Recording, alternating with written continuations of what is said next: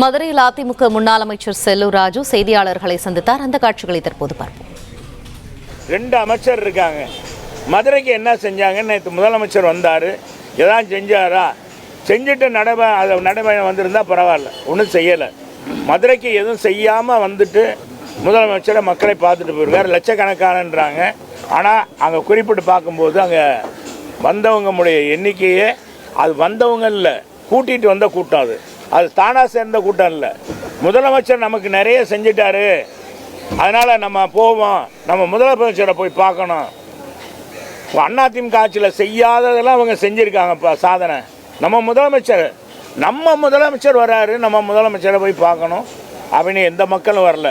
இது கூட்டிகிட்டு போன கூட்டம் என்பதை நான் நேற்று கூட்டிகிட்டு போன கூட்டம். அதுலேயும் லட்சக்கணக்கான பத்திரிகையில் கொடுத்து இது பண்ணிக்காங்க. அங்கே வர்த்தது 30-40 பேருக்குள்ளே தான். எத்தனை கிலோமீட்டர் பாருங்கள். மொத்தத்தில் யார் யார் எவ்வளோ கூட்டிகிட்டு வந்தாங்க அப்போ எங்கள்கிட்ட புள்ளி விவரமே இருக்குது. கேட்டால் நான் அமைச்சருக்கு கூட கொடுக்க தயார், அவர்கிட்ட கொடுக்க தயார். அதுலேயே பாதி பேர் போயிட்டாங்க. ரொம்ப நேரத்துக்கு முன்னாலே 3 மணி 4 மணிக்கு கூப்பிட்டு வந்து ஒரு 6 மணிக்கு 7 மணிக்கு வரவும் பாதி பேர் போயிட்டாங்க. இதுதான் நடந்தது என்பதையும் தெரிவிச்சுக்கிறேன். அவர் வந்துட்டு போயிட்டார். பொதுக்குழுவும் முடிஞ்சு போச்சு. 3 நாளாக போடப்பட்ட பேரிக்கார்டு இன்னும் அகற்றலை. இதில் பாருங்கள், ஒரு முதலமைச்சர் வர்றான்னா போக்குவரத்தை நிப்பாட்டுறது சகசம்தான். என்னப்பா சகசம் தானே?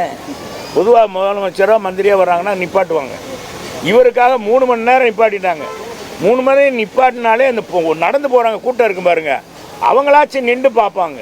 அதே கூட்டமாயிரும், பெரிய கூட்டமாயிரும். போக்குவரத்து போகிறவங்க நடந்து போகிறவங்களாம் யார் முதலமைச்சர் வர்றாரு சொல்ல நின்று பார்த்துட்டு போவோம்.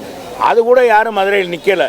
இதைவாச்சும் முதலமைச்சர் உணர்ந்து, நம்ம முதலமைச்சர் இருக்கிற காலத்தில் நான்லாம் இந்த தொகுதி மேம்பாட்டு நிதியில் என்னை கேட்டார், உங்கள் தொகுதி முதலமைச்சர்ன்ற அடிப்படையில் 10 கோரிக்கை கொடுங்கன்னாரு.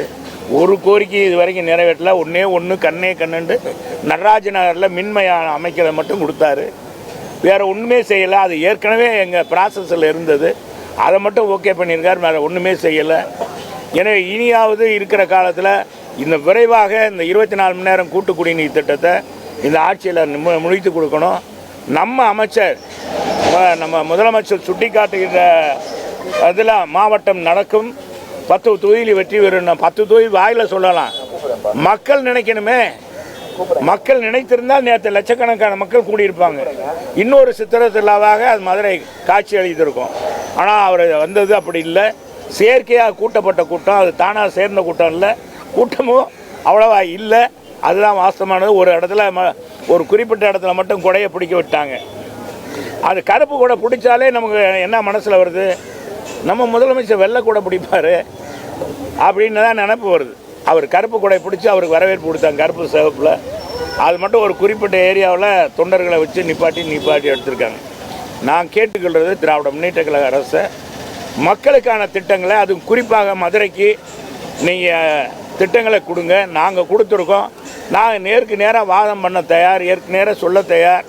எந்த அமைச்சர் கேட்டாலும் எந்த இடத்துல பொது வழியிலும் இவங்க என்ன செஞ்சாங்க, நாங்கள் என்ன செஞ்சோம், நாங்கள் 10 ஆண்டுகளில் நான் அமைச்சராக இருக்கும்போது என்னென்ன மதுரைக்கு செஞ்சேன்றதை சொல்ல தயார். எங்கள் முதலமைச்சர் அண்ணன் எடப்பாடியார் காலத்தில் மட்டும் 4 வருஷத்தில் 8,00,000 கோடிக்கான திட்டங்களை கொண்டு வந்து செயல்படுத்தியிருக்கோம் மதுரையில். இன்றைக்கி வானளாவிய கட்டடங்கள் மதுரையில் இருக்குது. மிகப்பெரிய அளவுக்கு கட்டடங்கள் இருக்குது. இன்றைக்கி பஸ் ஸ்டாண்டெல்லாம் மெருகூட்டப்பட்டிருக்கு. சாலை வசதி ஓரளவுக்கு மேம்பட்டுருக்குன்னா வைகை கரை சாலையெல்லாம் நாங்கள் கொண்டாந்தது. பாலம் போட்டதெல்லாம் நாங்கள். இப்போ கட்டுற 2 பாலமும் எங்கள் காலத்தில் கொண்டு வரப்பட்டது, நிதி ஒதுக்கப்பட்டது. பிளே ஸ்டோர் மற்றும் ஆப் ஸ்டோரில் இருந்து பாலிமர் செயலியை QR கோடு மூலம் பதிவிறக்கம் செய்யுங்கள். செய்திகளை உடனுக்குடன் பெறுங்கள்.